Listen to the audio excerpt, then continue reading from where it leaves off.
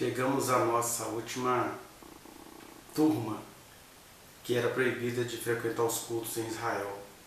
Nós tínhamos visto que os primeiros eram os que tinham os testículos trilhados, né, os eunucos, os que tinham, digamos assim, a masculinidade posta em dúvida.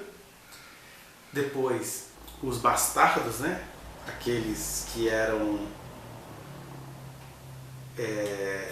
vistos como filhos ilegítimos, filhos de adultério, filhos fora do casamento. Depois nós temos os moabitas, que eu enfatizei mais aqui a questão dos midianitas, mas eram moabitas misturados com amonitas, com midianitas. E a gente chega agora no versículo 7 do capítulo 23, diz assim: não aborrecerás o edomita, pois é teu irmão, nem aborrecerás o egípcio, pois estrangeiro foste na sua terra. Os filhos que lhes nascerem na terceira geração, cada um deles entrará na Assembleia do Senhor. Então, a partir aí da terceira geração, em alguns lugares significaria os bisnetos, em outros lugares significaria os trinetos, os trisnetos, né? Acho que essa expressão não é utilizada muito hoje, mas aí tem que ver o que significaria a geração, se era a partir dos filhos ou a partir dos netos, né? A primeira geração. Mas seja como for, o que o texto diz é que edomitas e egípcios até poderiam participar das assembleias em Israel, dos cultos da comunhão, mas só depois que tivesse aí na terceira geração. É importante compreender que, embora hoje no Espírito, depois que o Evangelho foi anunciado, não haja mais essas divisões, isso não significa que deixou-se de haver critérios interiores, ritos interiores. A gente não pode abandonar esses ritos interiores sem taxar as pessoas, sem estigmatizá-las. A gente precisa compreender que determinadas situações a nível interior, elas continuam valendo. Por isso que Paulo fala acerca dessas referências, que elas eram sombra das coisas que haviam de vir. Ou seja, o critério exterior, ele vai ser circunstancial. Existem pessoas mal intencionadas que não poderiam estar no nosso meio. Por exemplo, no Novo Testamento, o Paulo cita o caso de um homem lá que tinha uma vida devassa, que estava transando com a mulher do próprio pai. Ele fala, entrego a Satanás para que ele seja salvo no dia do juízo. Ou seja, ele vai padecer na carne para ser salvo. Então era uma situação específica que não dava para comungar. Não dá para a gente ter nas nossas assembleias, por exemplo, pessoas que claramente estão traficando, utilizando jovens de uma igreja, de uma comunidade, de um grupo que se reúne no nome do Senhor, para traficar. Então, o critério de nação mudou. Passou-se para a circunstancialidade. Mas ainda que a circunstancialidade não sejam necessariamente o tempo todo, existem critérios interiores. Porque nós temos aqui, por exemplo, por que Edom e o Egito eles poderiam entrar nas assembleias de Israel só a partir da terceira geração, seja lá o que isso significasse? Primeiro que Edom, quando você vai lá na genealogia do povo de Israel, Israel ele é descendente de Jacó. E Jacó teve um irmão que se chamou Esaú. Então Isaac e Rebeca tiveram filhos gêmeos, Jacó e Esaú. O mais velho nasceu peludo, com alguma característica, digamos assim, mais cavernosa daqueles povos hurrianos, e por isso ele passou a ser chamado lá na frente de Edom, por ser considerado vermelho, ou uma alusão à sopa de lentilha que ele fez para o Jacó, trocando seu direito de primogenitura. E aí, fique-se sabendo, na hora que a Rebeca está em dores para dar à luz àqueles gêmeos, que o mais velho serviria ao mais moço.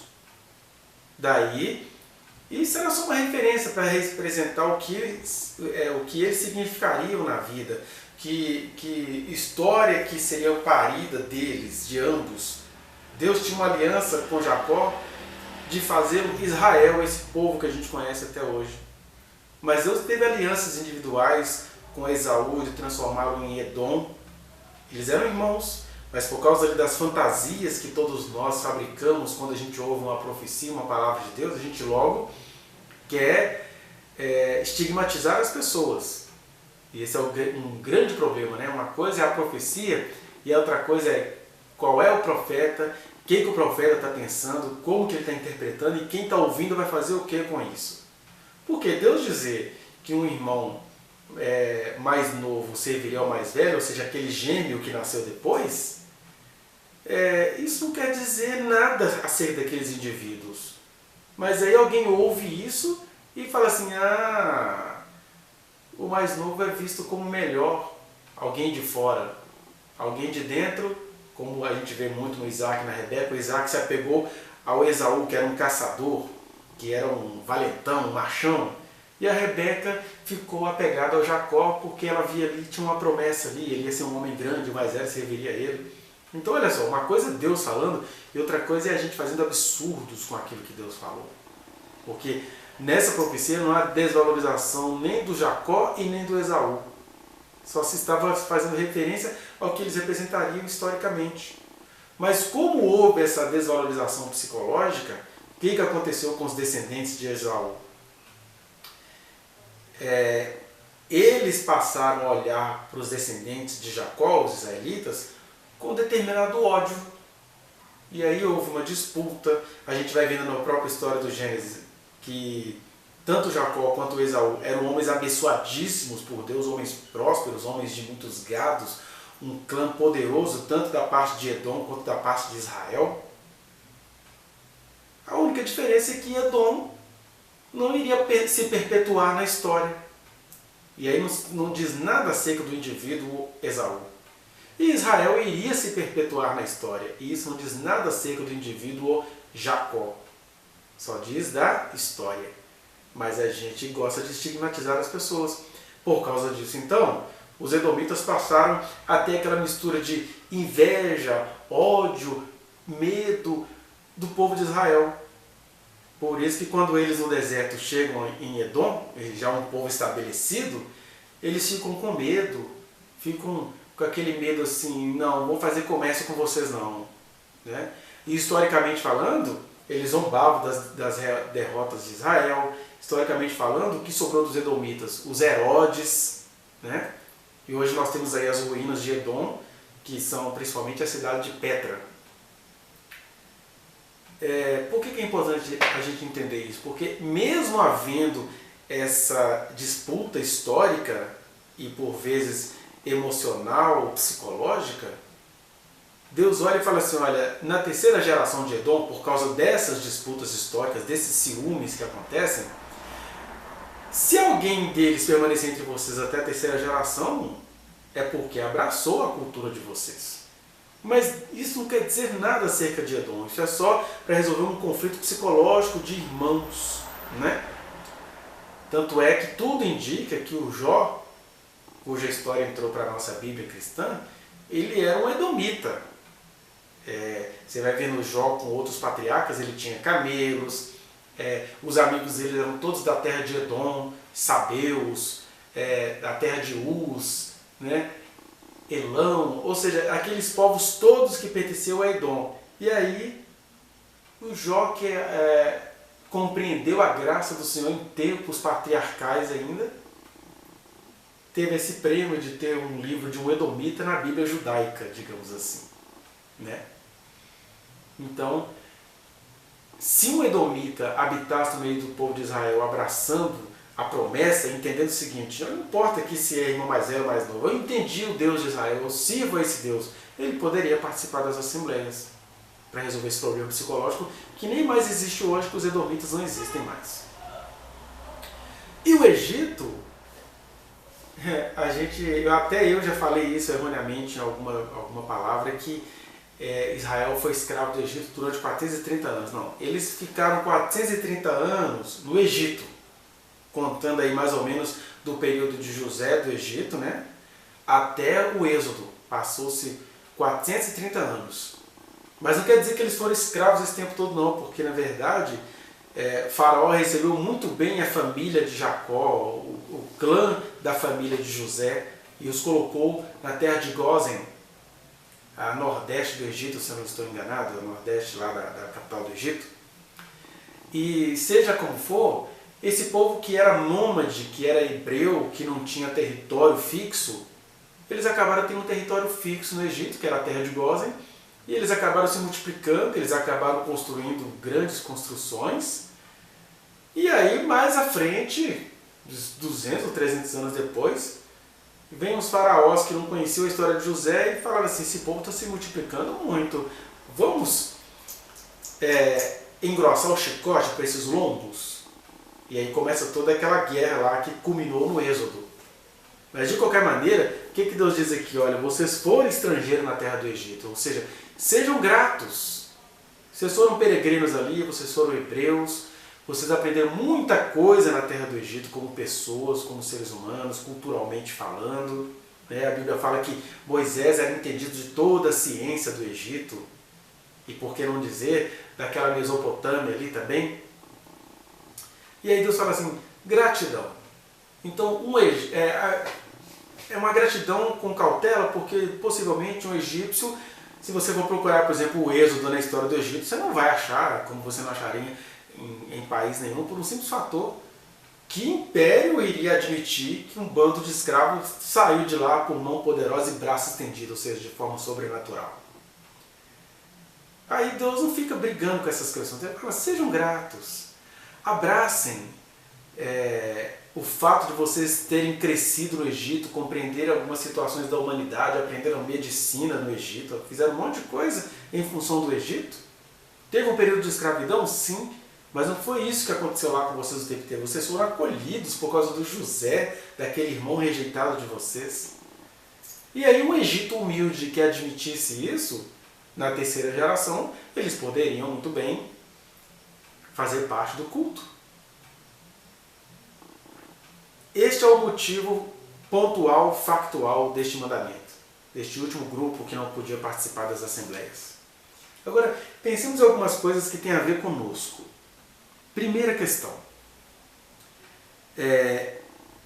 Edom nos ensina que existem familiares, ou seja, existem gente do nosso meio, do nosso aconchego, que nos acolhem com receio.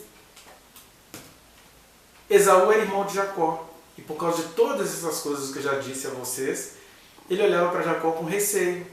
O mais velho vai servir ao mais moço, o mais velho passou a ser visto como um cara profano, e na verdade nada se dizia acerca dele, ainda que alguns apóstolos interpretassem assim, né? Ainda que na cultura deles dessem-se muito valor à questão da primogenitura.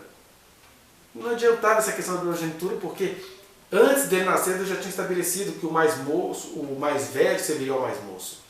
Mas seja como for, isso tudo causa no indivíduo um receio. Esse receio pode vir de duas formas. A primeira forma é que vem como ódio, né? Ódio. Esaú passou um bom tempo da vida dele querendo matar o Jacó. Os edomitas odiavam Israel. Porque, tipo assim, esse é o povo que roubou minha primogenitura. Então, às vezes pessoas que não são muito familiares, que estão ali perto da gente, são as que mais nos odeiam. Davi vai dizer isso, né? Olha, o meu inimigo era o meu íntimo.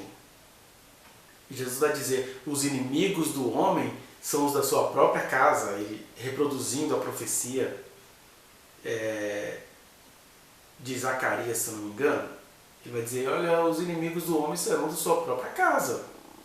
No sentido de que aquela pessoa está ali, está te dando assistência, mas sempre falando mal de você, sempre pensando de maneira receosa, e a gente precisa atentar a isso. Eu vejo as pessoas falando assim, você quer ver como é que esse fulano é? Veja o que os familiares dele dizem sobre ele. Jesus não passaria por esse critério. Se você for ler os evangelhos, você vai ver que os irmãos de Jesus, incluindo Judas e Tiago, que vieram a escrever uma das cartas do Novo Testamento, eles só se tornaram o Judas e o Tiago depois que Jesus foi para o céu, porque enquanto Jesus estava aqui na terra, a situação familiar de Jesus era tão complicada que ele era visto como beberrão, vagabundo, amigo de prostituta, louco. A família dele foi buscar ele pelo menos umas 2 vezes, porque achava que ele estava surtado, porque ele fazia milagres e não ganhava dinheiro por isso, ao ponto de, na hora da crucificação, Jesus entregar Maria para ser cuidada pelo seu amigo pessoal, que era o João. Olha, filho, eis aí a tua mãe, mãe, eis aí o teu filho. Porque a família de Jesus estava desbaratada. Imagina se a gente dependesse do testemunho da família de Jesus para vê-lo como Salvador. Isso pensando de maneira comum. Porque quando você olha o princípio aqui, há familiares que eles nos admiram, mas é aquela admiração odiosa. Eu cuido, eu protejo, mas eu não vou deixar você chegar lá. Você que é filho, você sabe. Quantas vezes aquela mãe tem todo o cuidado com você para te impedir de viver. Hoje em dia até descobriu-se uma patologia chamada mães narcisistas, que elas cuidam, espancam, elas te arrumam e falam mal de você, elas deixam você linda, mas fazem você se sentir horrorosa. Né? Porque há familiares que nos olham com um receio odioso. Outras vezes acontece também diferente. O receio é odioso, mas ele vem de maneira armadilha, né? De forma de armadilha. O Freud falou muito sobre isso, os chamados romances familiares, né?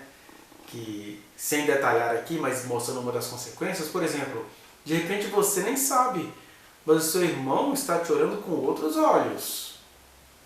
Ele não consegue te ver como irmã, ele está te espionando, ele tromba em você, ele está querendo uma outra coisa. O seu pai não está te olhando como filha, você precisa discernir isso.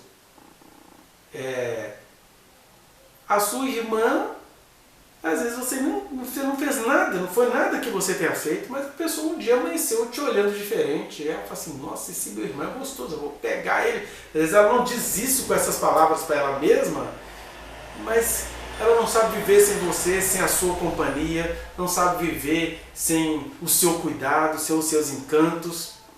Olha só, Jacó, Esaú, Israel e Edom, irmãos. Foi necessário haver uma divisão para que eles de fato fossem irmãos, senão eles seriam inimigos, senão isso ia dar em Caim e Abel. E eu posso matar uma pessoa ou atrapalhando a viver, como essa mãe narcisista, ou fazendo cair no buraco comigo, como de repente acontece com essa irmã ou irmão que está querendo ter relações sexuais com o próprio irmão, ou o pai com a própria filha, ou o filho com a própria mãe.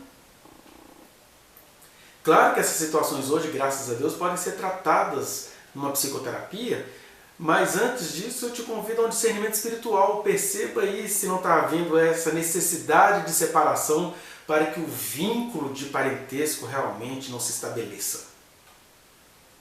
E aí depois da terceira, quarta geração, ou seja, depois das coisas estarem comprovadamente resolvidas, dá para ficar com relacionamento de irmãos. E aí, às vezes, o comprovadamente resolvido é o comprovadamente separado. Por exemplo, Jesus só foi visto pelos seus irmãos como Salvador do mundo depois que ele se foi. Aí os irmãos dele se converteram. Enquanto ele estava aqui, eles não conseguiam se converter. É aqui que a gente tira essa questão dos cuidados ao receber o irmão que tornou-se na nossa vida um Edom. Ele não é uma pessoa má, ele não é perverso, é o tipo de relação ou tipo de circunstância que faz essa relação ficar perversa e a gente precisa fazer o quê? Os cortes. Esse é o primeiro princípio. O segundo princípio tem a ver com o fato de que, por outro lado, se há familiares que nos olham de maneira odiosa, de maneira receosa, seja no sentido do ódio, seja no sentido da sedução, né? Tem gente querendo ver sua caveira, tem gente querendo te comer. Há também estranhos que nos edificam, mas só por algum tempo. Foi o caso do Egito. Terra estranha, povo poderoso. Lá Israel teve a chance de crescer em ciência, em cultura, em filosofia, em medicina. Até que um dia o estranho falou assim, que esse povo está ficando mais poderoso que eu, não vai rolar. A gente precisa discernir os tempos da nossa vida. Tem hora que você percebe que o seu amigo está virando monstro e você desvia dele. Mas tem hora que esse amigo vira monstro e quer te escravizar. E aí está na hora de clamar ao Senhor. Foi o que aconteceu com Israel no Egito. O Egito fez bem a Israel. A gente usa muito o Egito nas nossas pregações para prefigurar o mundo, né? O Egito é o mundo. Ah, é bem feito que Faraó afogou com seus cavaleiros. Vocês não entenderam nada. Quando você vai ler a história do Êxodo pela ótica da salvação, Deus operou um grande salvamento no Egito. Mesmo que fosse por meio da morte de sinais e maravilhas. Sabe por quê? Quando Deus resolve implicar com o Faraó, aquele jogo que os moralistas julgam, né? Como assim que Deus endureceu o coração de um rei? Pois é, quando Deus implica com o rei, é que Deus tem muito interesse nesse rei. E naquele jogo de endurece e amolece, endurece e amolece, Faraó viu a glória de Deus e a gente pode ter muitas surpresas no juízo final. Porque Egito era a bênção do Senhor na vida dos israelitas. Isso ajuda a gente a dividir as coisas, mas não abominar a partir dessa divisão. Deus amou o mundo de tal maneira que a gente quer acabar com o mundo. O que Deus não ama é o que há no mundo. A concupiscência dos olhos, a concupiscência da carne, a soberba da vida. E a gente deixa isso para um outro momento para falar disso. Agora, Deus amou o mundo. É como se estivesse dizendo que Deus amou o Egito, porque o Egito acolheu o seu povo. Foi no Egito que o seu povo aprendeu a ser gente. Foi no Egito que aqueles nômades encontraram determinado critério de existência. Até que chegou a hora deles saírem de lá com mão forte e braço estendido, como diz muito a frase do Êxodo. Mas Deus fala, olha, sejam gratos com os egípcios, porque vocês foram estrangeiros na terra dele. A gente precisa ter gratidão com os nossos temporários cativeiros, né? Por isso que Deus nos ensinou, por exemplo, a respeitar o Egito, a respeitar a ciência grega, a respeitar os conhecimentos jurídicos de Roma. Tá vendo? Não estou aqui pregando mundanismo, não. Estou dizendo que Deus amou o mundo. Mesmo que o mundo tenha produzido coisas que são do mundo. Né? A imagem, a soberba e os desejos desenfreados são coisas do mundo. Mas no meio disso, existem coisas no mundo que são nada mais nada menos do que a vontade de Deus estilhaçada. É o espelho da imagem de Deus todo estilhaçado, mas que a imagem é de Deus. Então, um cientista só tem critérios científicos porque ele teve um cérebro dado por Deus. E a gente precisa aprender com isso. Então, a gente precisa ser grato ao Egito, a gente precisa ser grato às estruturas. É como se a gente dissesse assim que Israel nasceu da água no Egito e nasceu do Espírito no Êxodo. E o próprio Jesus vai dizer, quem não nascer da água e do Espírito não poderá ver o reino de Deus. Ou seja, eu sou uma nova criatura, mas até para eu ser uma nova criatura eu tenho de ter nascido da água, eu só não posso parar aí. Por isso que o mandamento é para os israelitas, sejam gratos aos egípcios que vocês foram estrangeiros lá. E para nós sejam gratos à realidade, sejam gratos à existência, sejam gratos a pessoas estranhas, porque as pessoas estranhas podem te salvar de muitas questões familiares mal resolvidas. E aí, é claro, passado um tempo, determinado critério, dá para conversar com elas. Olha que isso é uma mensagem maravilhosa, que daria aqui um outro vídeo. Mas se hoje eu não sou do mundo, digamos assim, eu preciso aprender com o mundo lições de ética na política, de honestidade, de vida em sociedade, de conversar com os diferentes. Isso é que é convidar o mundo a participar do meu culto em Cristo Jesus.